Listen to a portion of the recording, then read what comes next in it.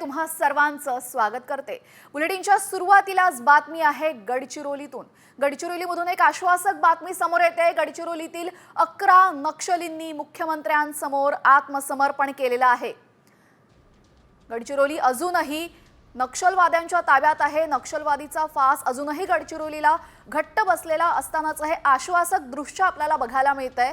मुख्यमंत्री देवेंद्र फडणवीसांसमोर 11 नक्षलींनी आत्मसमर्पण केलेलं आहे आणि त्यानंतर या नक्षलींचा आत्मसमर्पणानंतर सत्कार मुख्यमंत्री देवेंद्र फडणवीस करताना बघायला मिळतात।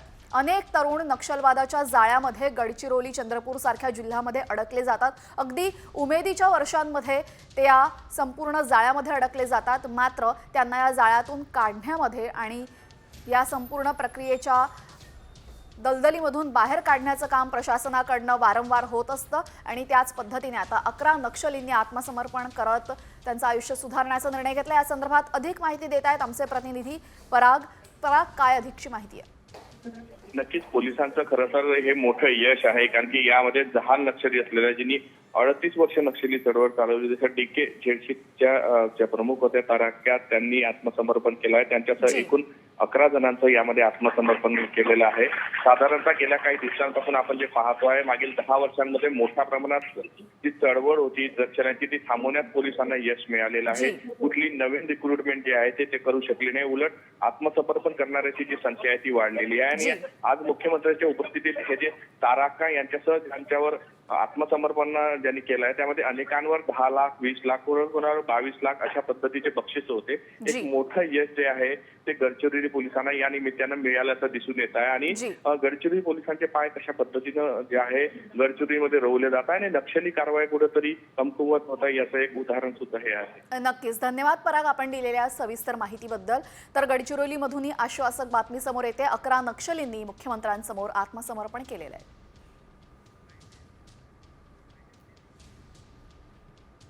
माओवाद्यांचा मोठ्या प्रमाणात डॉमिनन्स होता, आता तिथे आपला डॉमिनन्स तयार झालेला आहे आणि सगळ्या प्रकारे लोकांनी माओवादाला नाकारलेला आहे।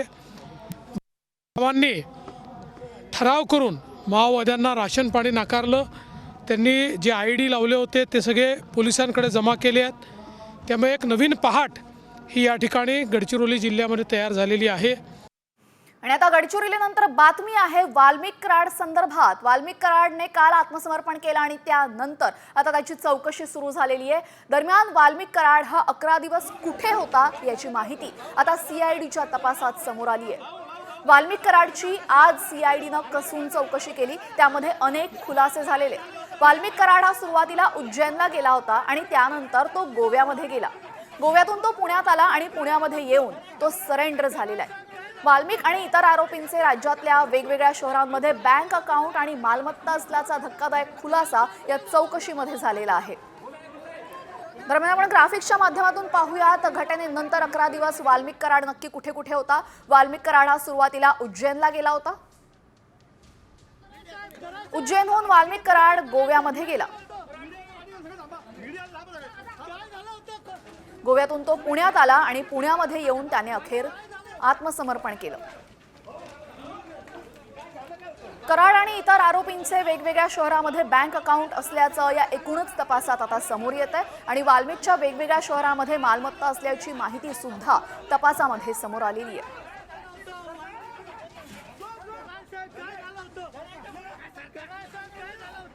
आमच्या C60च्या अधिकारी आणि जवानांसोबत मला तो घालवता आला आणि अनेक महत्त्वाचे कार्यक्रम हे देखील या निमित्ताने पार पडता आले।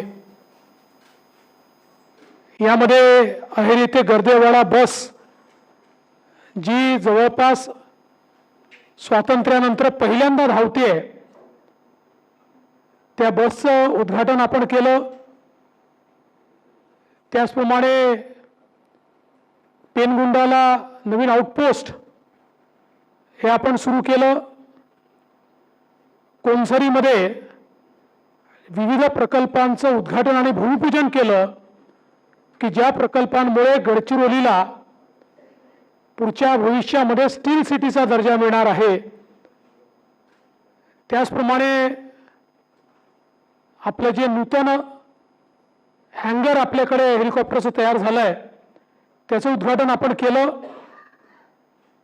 आणि यासोबत हा एक महत्त्वाचा कार्यक्रम म्हणजे C-60च्या आपल्या ज्या अधिकाऱ्यांनी आणि जवानांनी सातत्याने विविध चकमकींमध्ये शौर्य दाखवत आपला डॉमिनन्स तयार केला आणि अनेक माओवाद्यांना न्यूट्रलाइज करण्याचं काम केलं, अशा आमच्या शूर अधिकारी आणि जवानांचा सत्कार हा करण्याचा एक अत्यंत महत्त्वाचा कार्यक्रम आत्ताच या ठिकाणी पार पडला। आणि त्यासोबत आपण पोलीस कॅलेंडर 2025चंही प्रकाशन केलं आहे, ज्यामध्ये गेल्या वर्षभरात ज्या काही विविध उपक्रम आपले झालेले आहेत त्याची एक झलक आपल्याला पाहायला मिळते। मला या गोष्टीचा अतिशय आनंद आहे की आमच्या पोलिसांनी गडचिरोली जिल्ह्यामध्ये माओवाद हा जवळजवळ आता संपुष्टात आणण्याचं काम सुरू केलं आहे। उत्तर गडचिरोली आता माओवादापासून मुक्त झाली आहे आणि लवकरच दक्षिण गडचिरोली ही माओवादापासून मुक्त होईल याबद्दल माझ्या मनात कुठली शंका नाही। आज जे काही विविध उपक्रम पोलिसांच्या माध्यमातून जिल्हा प्रशासनाच्या माध्यमातून सुरू झाले त्याचा परिणाम असा आहे की गेल्या 4-5 वर्षामध्ये आपल्या गडचिरोलीतून एकही युवक किंवा युवती ही माओवादी संघटनेत सामील झाली नाही, किंबहुना महाराष्ट्रामध्ये माओवाद्यांचं रिक्रुटमेंट हे पूर्णपणे संपुष्टात आलेलं आहे। आणि मला असं वाटतं की हे जे कार्य पोलीस प्रशासन जिल्हा प्रशासन करू शकलं ते अत्यंत मोलाचं कार्य आहे की जनतेचा विश्वास माओवाद्यांवर नाही तर प्रशासनावर, आपल्या राज्यावर, आपल्या देशावर आणि आपल्या संविधानावर वाढतो आहे। आणि त्यामुळेच आता कोणीही संविधान विरोधी चळवळीत जायला तयार नाही हे आपल्याला या ठिकाणी पाहायला मिळतंय। या सगळ्या काळामध्ये अनेक जहाल अशा माओवाद्यांना कंठस्नान घालण्यात आलं, त्यांना न्यूट्रलाइज करण्यात आलं, अनेकांना अटक करण्यात आली। आणि सगळ्यात महत्त्वाचं जर काही असेल तर ज्या प्रकारचे आत्मसमर्पण आता या ठिकाणी सुरू झाले आहेत, एक प्रकारे माओवादाची कंबर तोडण्याचं काम या आत्मसमर्पणांमुळे होत आहे। आजही जे आत्मसमर्पण झालंय 38 वर्षापासून या चळवळीमध्ये महत्त्वाची भूमिका निभावणाऱ्या तारक्का ज्या भूपतीच्या पत्नी आहेत, जी मंडळी महाराष्ट्रामध्ये किंवा गडचिरोली जिल्ह्यामध्ये नक्षलवाद रुजवण्यामध्ये अग्रणी आहेत, ज्यांनी मोठ्या प्रमाणात केडर निर्माण केले, अशी सगळी मंडळी आता आत्मसमर्पण करतायत। मागच्याही काळात तसंच आत्मसमर्पण आपण बघितलं आणि आज त्यांच्यासोबत एकूण त्यांच्यासहित 11 लोकांचं आत्मसमर्पण हे आपण बघितलेलं आहे। मला असं वाटतं की आता हा जो काही माओवाद आहे हा कुठलाही विचार नाही, कुठलाही आचार नाही, केवळ भारताच्या व्यवस्थेवर, आमच्या संविधानावर विश्वास नाही अशा प्रकारच्या मंडळींनी अराजकता तयार करण्याकरता हे अभियान उभारलं।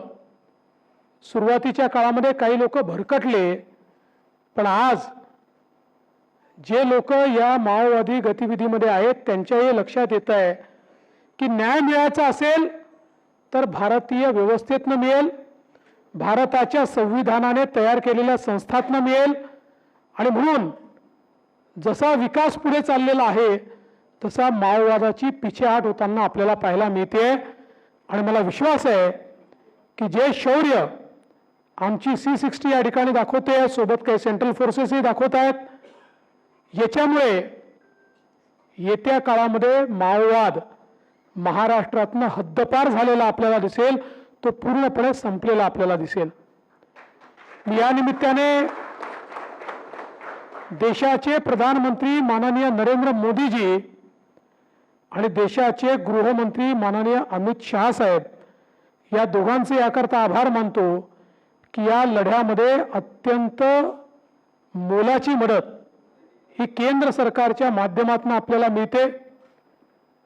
या ठिकाणी कनेक्टिव्हिटी तयार करण्याकरता रस्ते असतील, पुलं असतील, मोबाईलचे टावर असतील, या सगळ्या गोष्टींमध्ये वेगवेगळ्या प्रकारच्या अनुदानांच्या माध्यमातून आणि त्यासोबत सगळ्यात महत्त्वाचं की गृहमंत्री अमित शहा साहेबांनी जे कोऑर्डिनेशन सुरू केलेलं आहे वेगवेगळ्या राज्यांमध्ये, आता माओवाद्यांशी लढत असताना राज्याच्या भिंती उरलेल्या नाहीत, सीमा उरलेल्या नाहीत.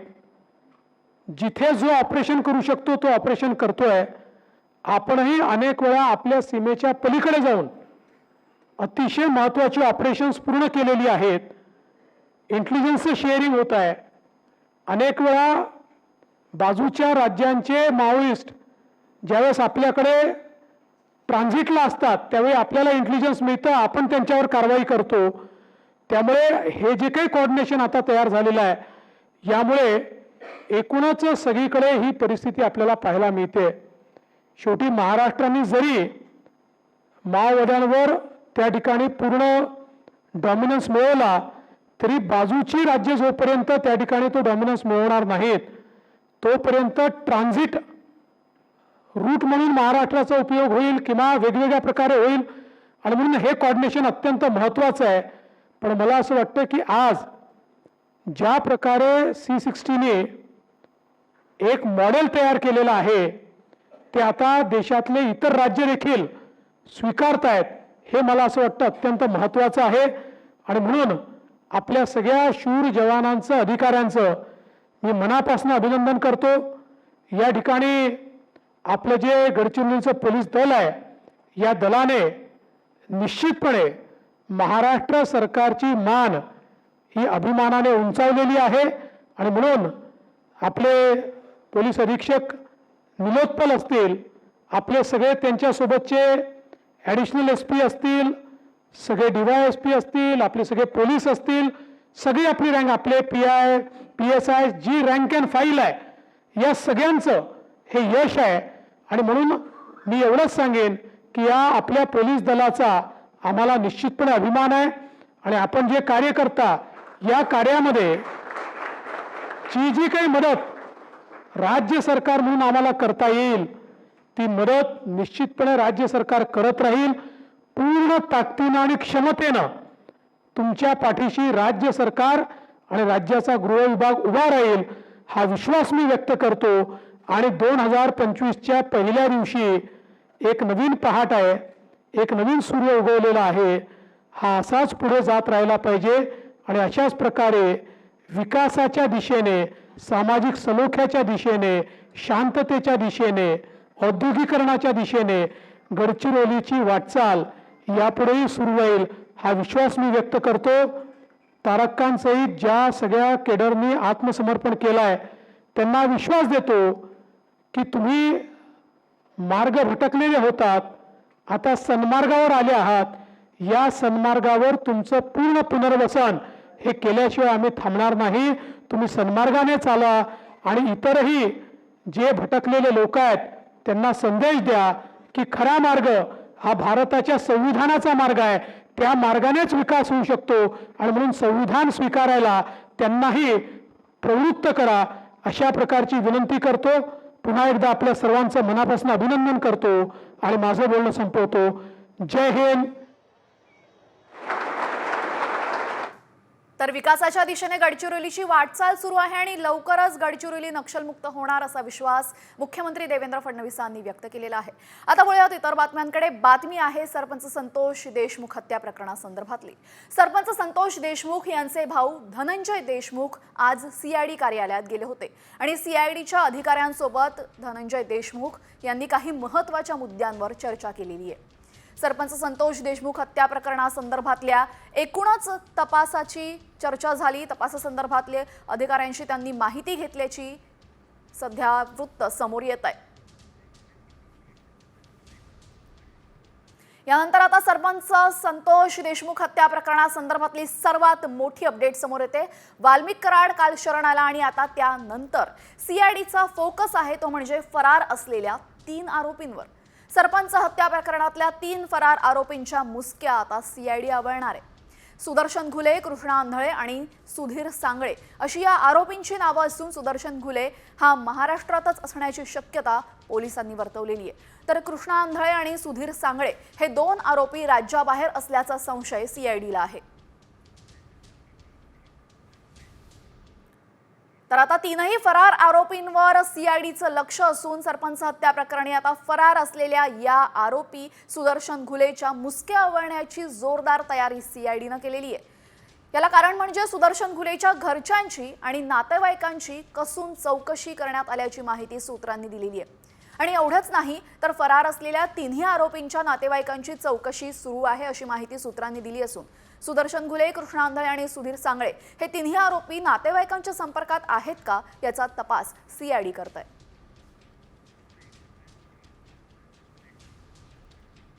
तर फरार असलेल्या 3ही आरोपींच्या नातेवाईकांची चौकशी एका बाजूला होते तर दुसऱ्या बाजूला सरपंच संतोष देशमुख हत्या प्रकरणामध्ये भाजपा आमदार सुरेश धस यांनी वारंवार बीडचे आका असा उल्लेख केलाय।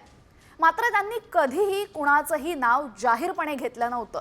मात्र पहिल्यांदाच सुरेश धस यांनी साम टीव्हीला दिलेल्या एक्सक्लुझिव्ह मुलाखतीमध्ये हा आका नक्की कोण आहे यांची नावं घेतलेली आहेत। पाहुयात सुरेश धस साम टीव्हीवर नक्की काय म्हणालेत। छोटे आका म्हणजे वाल्मिक अण्णा यांनी मोठ्या आकांना जर काही फोन बिन केले मोठे आका म्हणजे धनंजय मुंडे साहेब। म्हणजे आजपर्यंत तुम्ही जे आका म्हणत होता ते धनंजय मुंडे होते। हा मोठे आका, छोटे आका हे वाल्मिक अण्णा। हे आकांनी जर मोठ्या आकाला फोन केला असेल आणि मोठ्या आकांनी जर आदेशित केलं असेल की असं करा किंवा तसं करा, ते आदेशित करतील असं मला वाटत नाही। पण समजा केलं असेल तर मग मोठे आका सुद्धा अडचणीत येऊ शकतात। तर बीडचे आका नक्की कोण या संदर्भात धस यांनी साम टीव्हीवर स्पष्टोक्ती केली आणि त्यानंतर आता सरपंच संतोष देशमुख हत्या प्रकरणामध्ये आमदार सुरेश धस यांनी मीडियाला प्रतिक्रिया देण्यापूर्वी मुख्यमंत्री देवेंद्र फडणवीसांसोबत चर्चा केली पाहिजे असं मंत्री चंद्रशेखर बावनकुळे यांनी म्हटलंय। भाजपा आमदार सुरेश धस हे संतोष देशमुख हत्या झाल्यानंतर चांगलेच आक्रमक झालेत आणि त्यानंतर त्यांनी बोलताना मुख्यमंत्र्यांशी चर्चा करून बोललं पाहिजे असं बावनकुळे म्हणतायत। सरकार काय काय त्या ठिकाणी म्हणजे एखाद्या तपासाबद्दल करताय हे माननीय आमदारांनी जाणून घेतलं पाहिजे। तपासात काही जर अजून ॲडिशन करायचे असतील, जोडायचं असेल तर माननीय मुख्यमंत्री किंवा मंत्री महोदयाशी बोललं पाहिजे आणि त्यामुळे मीडियामध्ये बोलण्यापूर्वी माननीय मुख्यमंत्री आणि सरकारशी बोलून घेतलं तर मला वाटतं यातून चांगले मार्ग निघू शकतात, आपल्याला योग्य तपासही होऊ शकतं आणि ज्यांच्यावर अन्याय झाला त्यांना न्याय मिळू शकतो। तर सरपंच संतोष देशमुख हत्या प्रकरणामुळे राज्याचं राजकारण चांगलंच ढवळून निघालेलं आहे आणि आता मंत्री धनंजय मुंडे यांच्या संदर्भात सर्वात मोठी बातमी समोर येते। धनंजय मुंडेंवर पक्षातलेच वरिष्ठ नेते नाराज असल्याची माहिती सूत्रांनी दिली आहे।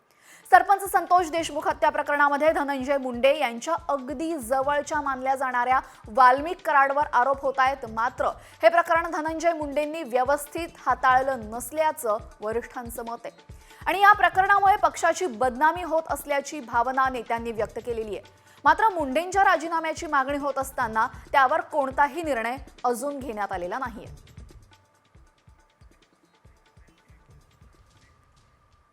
यानंतर आता बातमी आहे मंत्रिमंडळासंदर्भातली।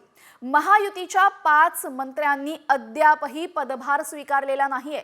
मंत्र्यांच्या शपथविधीला जवळपास 17 दिवस पूर्ण झालेले आहेत, खाते वाटप झालेलं आहे। मात्र तरीही 4 कॅबिनेट आणि एका राज्यमंत्र्यांनी अजूनही पदभार स्वीकारला नाहीये। भाजपा आणि अजित पवारांच्या राष्ट्रवादीच्या प्रत्येकी 2 कॅबिनेट मंत्र्यांनी पदभार स्वीकारला नाहीये, तर शिंदे गटाच्या एका कॅबिनेट मंत्र्यांनी पदभार स्वीकारला नाहीये. दरम्यान 17 दिवस झालेले आहेत शपथविधी सोहळा होऊन त्यानंतर खातेवाटप झालं. खातेवाटपानंतरही अजूनही मंत्री पदभार स्वीकारलेला नाहीये. कोणी नाही स्वीकारलाय आपण पाहूयात. तर भाजपाच्या माधुरी मिसाळ, भाजपचे अतुल सावे, राष्ट्रवादी अजित पवार गटाचे मकरंद आबा पाटील, राष्ट्रवादी अजित पवार गटाचे दत्ता भरणे आणि शिवसेनेचे गुलाबराव पाटील या 5 मंत्र्यांनी 17 दिवस उलटूनही अजूनही पदभार स्वीकारला नाहीये. तर आता या ब्रेकिंग बातम्यांनंतर इतरही महत्त्वाच्या बातम्यांचा आढावा घेऊया टॉप 50च्या माध्यमातून. नवीन वर्षाचं स्वागत पर्यटकांनी रत्नागिरीमध्ये बोटिंगचा आनंद घेत केलेलं आहे. रत्नागिरी तसेच कोकणामध्ये देशभरातून नव्हे तर परदेशातूनही लाखो पर्यटक दाखल झालेत.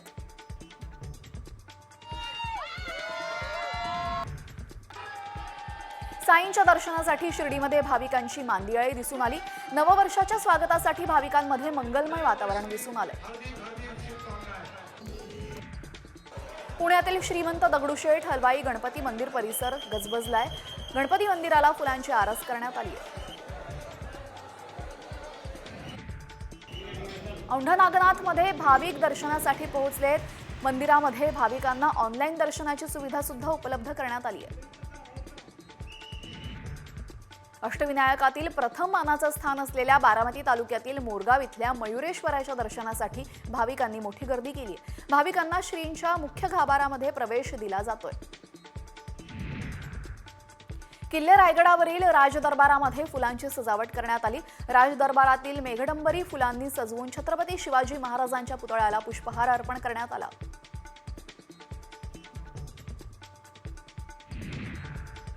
नंदुरबार शहरातील श्रॉफ हायस्कूलच्या विद्यार्थ्यांनी सामूहिक सूर्यनमस्काराचं नववर्षानं स्वागत केलेलं आहे.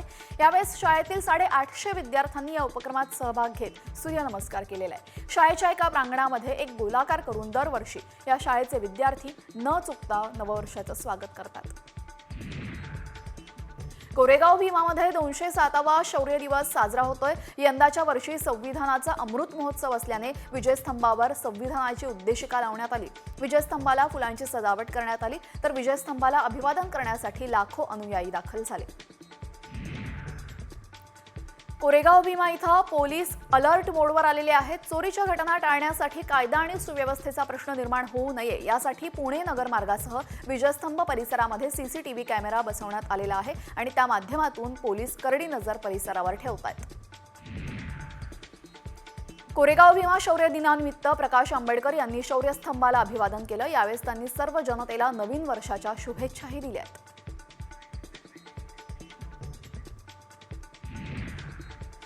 राज्यभरातल्या या महत्त्वाच्या घडामोडींनंतर आता बातमी आहे नोकरदार वर्गासाठी मोठी. नोकरदार वर्गासाठी सरकारने मोठी घोषणा केली आहे. आता थेट एटीएम मधून सुद्धा प्रॉव्हिडंट फंड अर्थात पीएफचे पैसे काढता येणार आहेत. काय आहे हा निर्णय समजून घेऊयात. आता एटीएम मधून पीएफ काढता येणार. ईपीएफओ 3.0 नक्की काय? 7 कोटी नोकरदारांना फायदा होणार. पीएफ खातेधारकांना पीएफ रक्कम थेट एटीएम मधून काढता येणार आहे. कामगार सचिव सुमिता डावरा यांनी ही घोषणा केली. देशातील मोठ्या कामगारांना चांगल्या सेवा देण्यासाठी कामगार मंत्रालय आपल्या आयटी प्रणालींमध्ये सुधारणा करते. याचा फायदा कोट्यवधी ईपीएफओ सदस्यांना होणार असून जनतेचं जीवन सुसह्य करण्यासाठी हे पाऊल उचललं जात आहे. कशी असेल ही सुविधा पाहूया. कर्मचारी भविष्य निर्वाह निधीचे पैसे थेट एटीएम मधून काढता येणार. एटीएम आणि डेबिट कार्ड प्रमाणेच एक कार्ड देण्यात येईल. या कार्डद्वारे पीएफचे पैसे एटीएम मधून काढता येतील. जानेवारी 2025 पासून ही सुविधा सुरू होण्याची शक्यता आहे. जमा झालेल्या पीएफच्या 50%च रक्कम काढता येणार आहे. देशातील 7 कोटी नोकरदार वर्गाला याचा फायदा होईल. कर्मचाऱ्यांना थेट एटीएम मधून पीएफचे पैसे काढण्याची सुविधा मिळेल. कर्मचाऱ्यांना आपला भविष्य निर्वाह निधी थेट एटीएम मधून काढता येईल. सरकारच्या या निर्णयाचा देशातील 7 लाख लोकांना फायदा होणार आहे. त्यामुळे अडीअडचणीच्या काळात भविष्य निर्वाह निधीचा वापर नोकरदारांना लगेचच करता येईल.